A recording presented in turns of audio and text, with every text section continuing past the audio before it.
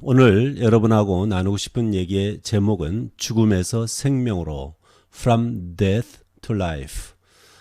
본문 말씀은 신약 성경 중에 요한복음 5장 24절부터 29절이 되겠는데요. 그 전에 도대체 죽음이 무엇인지 생명이 무엇인지, 물론 제가 얘기하고자 하는 것은 일반인들이 하는 얘기가 아니고 성경에서 특별히 우리 주님 예수님께서 죽음에 대해서 뭐라고 말씀하시는지, 또 생명을 뭐라고 말씀하시는지 그것을 먼저 설명한 다음에 이 죽음에서 생명으로, 이 제목으로 얘기를 나누고자 합니다. 예수님은 약 2000년 전에 이스라엘 땅에서 태어나셨고 그곳에서 우리가 보통 말하는 생을 마치셨습니다. 물론 그 이후에 부활이 있고 승천이 있습니다. 예수님은 그 당시에 유대인으로 태어났기 때문에, 또 제자들이 또 유대인이고 또 대부분의 청중이 유대인이기 때문에 그 당시에 사용했던 히브리어, 또 그 당시 유대인들은 히브리어뿐만 아니고 히브리어와 아주 흡사한 아람어도 구사할 줄 알았습니다. 특별히 갈릴리의 유대인들은 아람어를 잘 구사했습니다. 물론 남쪽 유다, 예루살렘을 중심한 유다 지방에서는 히브리어를 많이 사용한 것으로 보입니다. 그래서 적어도 예수님은 제자들하고 히브리어 내지는 아람어로 교통했을 가능성이 큽니다. 예수님이 사용하신 언어는 인간이 쓴 언어와 동일하지만 때때로 실제는 때때로가 아니고 많은 경우에 예수님이 똑같은 단어를 사용하실지라도 그 뜻은 엄청난 차이를 보이는 경우가 많이 발견됩니다. 예를 들어서 마태복음 8장 21절부터 22절에 이런 말씀이 있어요. 제자 중에 또 한 사람이 이르되 주여, 내가 먼저 가서 내 아버지를 장사하게 허락하옵소서. 어떤 제자가 있는데 예수님을 예수님의 제자로서 따라가겠는데 먼저 자기 아버지가 돌아가시면 장사하게 좀 허락해달라고 이런 말을 합니다. 어려운 부탁이 아닐 것 같은데 예수님께서 하시는 말씀이 좀 심각해요. 또 이상해요. 22절에 예수께서 이르시되 우리말로 죽은 자들이 그들의 죽은 자들을 장사하게 하고 너는 나를 따르라 하시니라.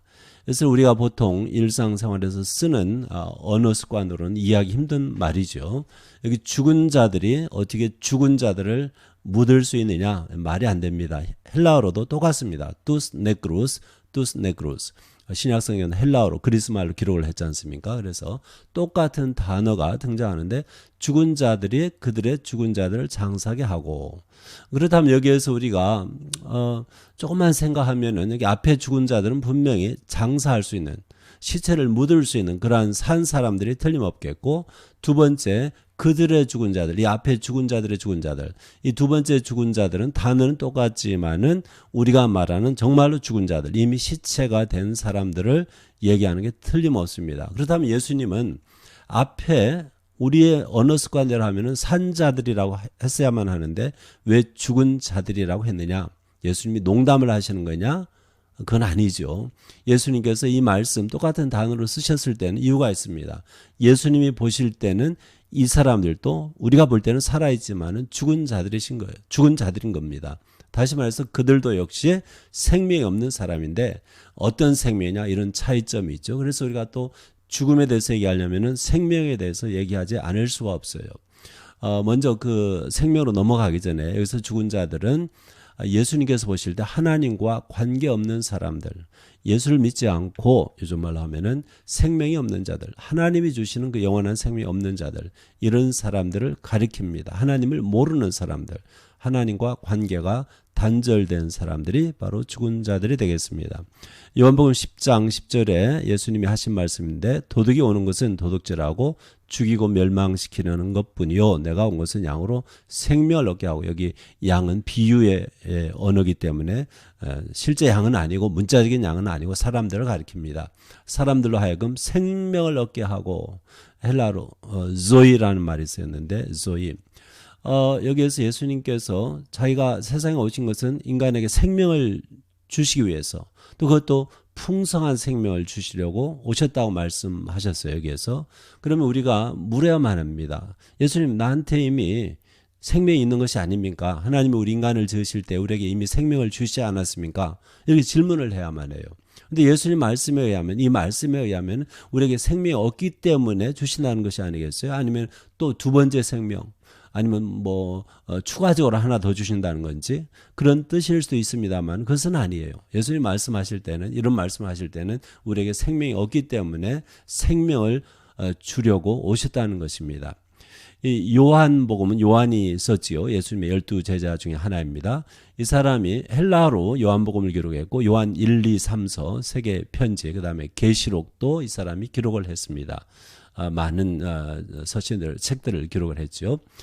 그 생명이란 말은 요한이 사용할 때는 몽땅 조이라고 하는 조이, 현대 그리스어로 읽으면 조이, 이렇게 사용하고 있습니다. 다른 단어는 쓰지 않았어요. 여기 생명이라는 단어는 요한은 신약의 134번 가량이라고 좀 안전하게 얘기를 하겠어요. 나오는데 신약 헬라어 신약 성경에 134번 정도 나오는데 요한이 자그마치 64번을 사용했어요. 좀 구체적으로 말씀드리면 요한복음에 36번 나오고, 요한 1서에 13번 나오고, 계시록에 15번 나옵니다. 그리고 요한이 이 단어 조이라고 하는 이 그리스어를 쓸 때는 한 번도 우리 그 물리적 그 생명, 우리 목숨을 가리킬 때 쓴 일이 없어요. 한 번도 쓴 일이 없습니다. 몽땅 하나님과 관련된 생명, 그러니까 죽지 않는 생명 또는 영원한 생명. 그래서 어떤 때는 영원하다는 형용사를 붙여가지고 영생 이렇게 말씀하신 적도 있는데, 영원한이란 형용사가 없을지라도 요한이 썼을 경우에는 이 조이란 단어는 우리의 물리적 생명, 목숨이 아니고 영원한 하나님이 주시는 생명을, 죽을 수 없는 그러한 생명을 가리킵니다. 그게 바로 예수님이 주시려고, 우리에게 주시려고 오셨다는 것입니다. 그래서 예수님의 언어는 여기 죽은 자들, 또 여기 생명을 얻게 하려고 일관성이 있는 거예요. 예수님께서 이상한 소리 하신 게 아니에요. 예수님께서 농담하신 것도 아닙니다. 예수님 모실 때는 우리 인간에게, 하나님을 모르는 인간에게는 생명이 없다는 것입니다. 그래서 요한이 조이라는 이 단어를 쓸 때는 굉장히 조심해서 하나님께 속한, 또는 하나님하고 연관이 있는, 또는 영원한 생명만 가리킬 때 쓰고, 우리가 태어나면서 얻는 그 목숨, 그 생명, 물리적 생명은 생명을 가리키는 것으로 쓰인 일이 없습니다. 그러면은 물리적 생명을 가리킬 때 사용하는 단어가 있느냐? 있습니다. psihi라고 헬라어 신약성경에 나오고, 또 70인역은 예수님 오시기 한 200여 년 전에 히브리어 구약성경을 헬라어로 번역을 했습니다. 유대인들이 한 일이죠. 그 70인역에 보면은 이 psihi라는 단어가 나오는데, 그것이 바로 히브리어의 네페시를 번역할 때 사용해요. 거의 100% 네페시. 이 네페시라는 히브리어 단어가 우리가 이해하는 그 물리적 생명, 목숨이라고 제가 할게요. 목숨과 사실 비슷한 뜻이에요. 그것을 가리킬 때 사용하는 말입니다. 이 네페시에 대해서는 오해가 굉장히 많은데, 성경을 번역하시는 분들조차도 이 구약 성경을 번역하면서 이 네페시를 오해를 했고, 더불어 신약에서 psiki를 오해를 해서 영혼이니 마음이니 이렇게 잘못 번역한 경우가 많습니다. 굉장히 주의해야만 하는 그러한 언어입니다. 그래서 다시 돌아와서 말씀드리면은, 예수님의 언어와 우리의 언어, 같은 언어를 사용하셨지만은 뜻을 달리 해가지고 말씀하실 때가 상당히 많습니다. 예수님이 죽은 자들, 첫 번째 이렇게 말씀하실 때는 정말 죽은 자들이에요. 생명이 없는 자들입니다. 또 예수님이 내가 생명을 주러 왔다, 정말 생명을 주려고 오셨습니다. 그러면은 예수님 말씀에 의하면 예수님을 우리가 만나기 전에는 우리는 죽은 자요, 생명도 없는 그런 사람이라는 뜻이 되겠습니다.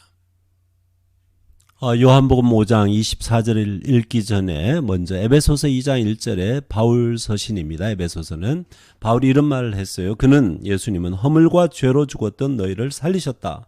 바울의 언어도 지금 예수님의 언어와 같은 맥락에서 사용하고 있는 것입니다. 우리는 죽었던 사람들이라는 겁니다. 예수님을 만나기 전에 허물과 죄로 죽었다. 누가복음 15장 32절, 보통 탕자의 비유, 저는 탕자의 아버지의 비유 이렇게 제목을 붙이는데, 거기에 아버지가 그 형에게, 큰아들에게 이런 말을 합니다. 네 동생은 죽었다가 살아났으며. 여기서도 그 아들이, 작은 아들이, 우리가 탕자라고 하는 그 작은 아들이 아버지를 떠났어요. 반역한 겁니다. 그리고 나가서 이방인 가운데 삽니다. 그 상황을 여기서 아버지는 죽었다고 표현합니다. 그 아들이 살아났다. 그래서 이 죽었다는 의미가 꼭 예수님의 그런 앞에 말한 생명, 죽음 아니라도 또 다른 그러한 상태, 아버지를 떠난, 부모를 떠난 자식의 삶, 그것을 죽음으로 이해할 수 있다는 것입니다. 자, 요한복음 5장 24절에 예수님이 이런 말씀을 하세요. 내가 진실로 진실로, 헬라어로 하면 아멘 아멘이 됩니다. 너희에게 이르노니 내 말을 듣고 또 나 보내신 이를 믿는 자는, 내 말은 예수님 말씀, 또 예수님 보내신 분은 하나님을 믿는 자는 영생을 얻었다. 이제 말씀드린 것처럼 영생은 영원한 생명, 그 생명하고 같은 뜻으로 요한은 사용합니다. 하나님께 속한 생명, 죽지 않는 생명, 그리고 심판에 이르지 않는다. 사망에서 생명으로 옮겼느니라. 예수님의 말씀을 듣는 자들이, 듣고 믿는 자들이 사망의 상태에서 생명의 상태로 옮겨간다는 것입니다. 이 굉장히 중요한 일이죠. 우리는 생명을 원합니다. 또 정말 생명이 뭔지 아는 사람들은 또 자기가 예수님을 만나기 전에 본인이 아직 생명이 없다는 것을 안다면 반드시 예수님의 말씀을 듣고 그분을 믿을 수밖에 없는 것입니다.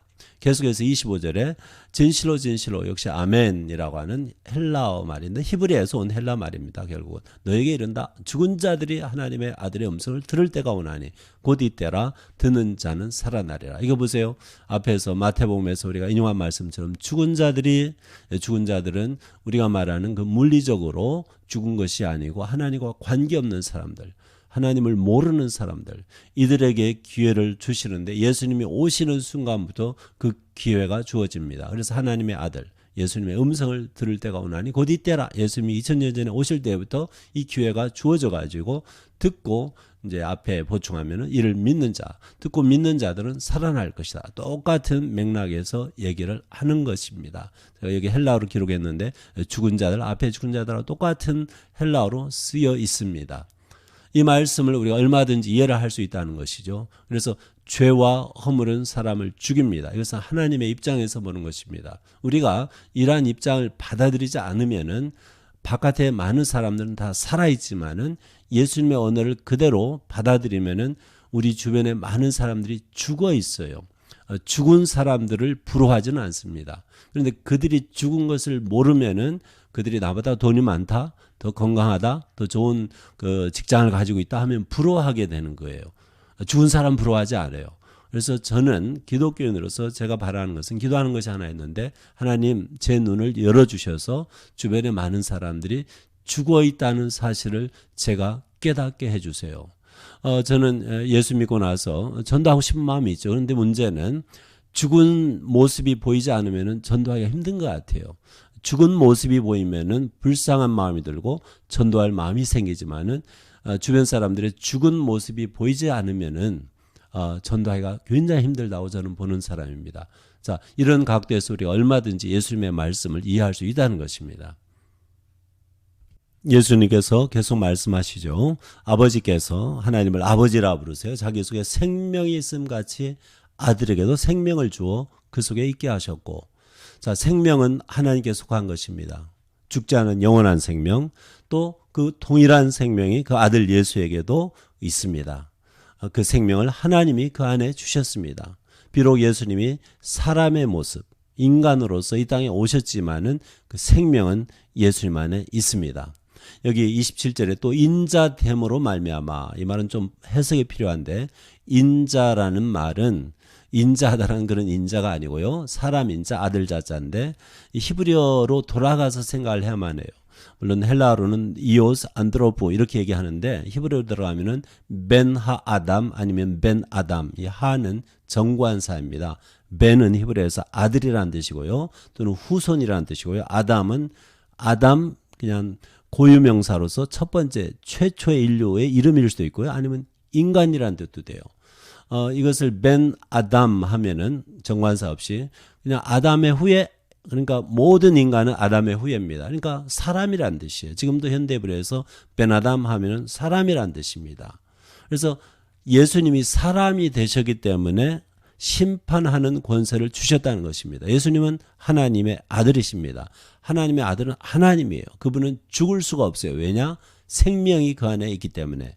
그런데 그분이 하나님 아버지의 말씀을 따라서 인간으로 오셨기 때문에 그 순종으로 인하여서 하나님은 그 아들 예수 그리스도에게 심판하는 권세를 몽땅 맡기시는 겁니다. 그 얘기를 지금 하고 있어요. 생명이 있다는, 예수님 안에 생명이 있다는 것은 우리가 요한복음 1장 1절부터 4절에 보면은, 특별히 4절에 그 안에 생명이 있었으니 이 생명은 사람들의 빛이라. 우리 인간들이 가장 필요로 하는 것은 바로 예수 그리스도 안에 생명, 또 예수님이 우리에게 주시고자 하는 그 생명입니다. 그 무엇보다도 가장 귀중한 것이 생명입니다. 만약 우리가 예수를 믿는다면서 생명보다 다른 무엇을 구한다면 분명히 문제가 있는 거예요. 부유를 구한다, 명성을 구한다, 건강을 구한다, 생명 관심이 없다, 이거 문제가 있는 거예요. 예수님은 생명을 주시려고 이 땅에 오셨습니다. 하나님께서 자신의 생명을 그 안에 주셨습니다. 그 안에 있게 하셨습니다. 그래서 이 기독교 종교의 가장 중요한 것은 생명에 관한 것입니다. 그래서 부자 되는 것도 아니고요. 그 다음에 건강을 추구하는 것도 아니고요. 그 무엇도 아니에요. 생명을 주는 거예요. 죽은 사람들, 생명이 없는 사람들에게 생명을 주는 것이 예수님이 이 땅에 오신 근본적인 목적인 것입니다. 생명의 종교인 것입니다. 생명의 종교를 제대로 이해하려면 죽은 사람들이 보여야만 해요. 죽음이 무엇인지 또 알아야만 하는 것입니다. 앞서 24절, 25절에서는 현재 땅에 있는 사람들, 우리가 말하는 살아있는 사람들에 대한 이야기라면, 물론 예수님에 의하면 그들 가운데는 많은 사람들이 사실 죽은 사람들입니다. 죄와 허물로 죽은 사람들, 이것은 바울의 표현이죠. 이제 28절, 29절은 우리가 말하는 정말 죽은 사람들 얘기하는 거예요. 자, 예수님 뭐라고 말씀하셨냐 한번 볼까요? 28절에 이를 놀랍게 여기지 말라. 무덤 속에 있는 자가, 예수님은 죽은 자라고 안 하세요. 무덤 속에 있는 자가, 우리도 이해할 수 있는 표현이죠. 근데 왜 예수님이 굳이 죽은 자라고 말씀 안 하셨느냐 하면은, 예수님 말씀하시는 죽은 자는 죄와 허물로 죽은 자, 예수님을 모르는 사람, 하나님과 관계가 없는 사람입니다. 그럼 무덤 속에 있는 자는 두 종류 사람이 다 있어요. 예수 믿고 죽은 사람, 하나님과 관계가 있는 사람이 있는가 하면은 예수를 믿지 않고 죽은 사람이 또 있다는 것입니다. 그래서 예수님은 안전하게 무덤 속에 있는 자가 이렇게 말씀을 하신 거예요. 다 그의 음성을 들을 때가 온다. 이 무덤 속에 있는 자, 우리가 말하자면 죽은 자들이 또 예수님의 음성을 듣네요. 앞에 죽은 자들은 영적으로 죽은 사람들이라 얘기할 수 있는데, 여기는 육체적으로 죽은 사람들이 또 예수님의 음성을 들을 때가 오나니, 이것은 장래일입니다. 마지막 때. 29절, 선한 일을 행한 자는 생명의 부활로, 악한 일을 행한 자는 심판의 부활로 나오리라. 여기 생명이 있고 심판이 있습니다. 먼저 이 부활이라는 단어에 대해서 설명을 하면은, 헬라어로 아나스타시스라고 하는데, 아나스타시스라는 단어는 원래 일어난다, 이렇게 눕혀졌다가 일어나는 거예요. 다시 일어나는 거예요. 그래서 영어의 resurrection이라는 단어가 다시 일어난다, 라틴어에서 왔죠. 가장 정확한 원어에 근접한 번역입니다. 생명의 일어남으로 무덤에 있는 자들이, 무덤 속에 있는 자들이 일어난다는 거예요. 일어나서 나온다는 거예요. 그런데 두 종류의 나옴이 있어요. 하나는 생명의 나옴, 두 번째는 심판의 나옴.